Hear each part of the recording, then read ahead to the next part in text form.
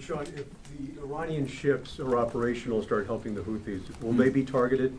And for the general, any sense of number of military casualties so far and any civilian casualties in Yemen?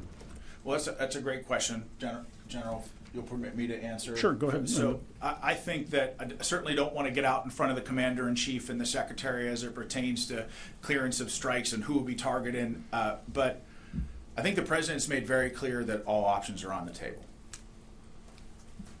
Yeah, Tom, just on your question of casualties, military casualties, we have some initial estimates. I hesitate to say what they are because they're very much estimates at this point, but I think in terms of dozens might be a safe overall characterization. Dozens of military? Yeah, dozens of military casualties so far, but I really can't characterize it much better than that at this point. We'll learn more as we go. On the civilian casualty side, no indications of any civilian casualties. We, of course, have seen some of the accusations by the Houthis.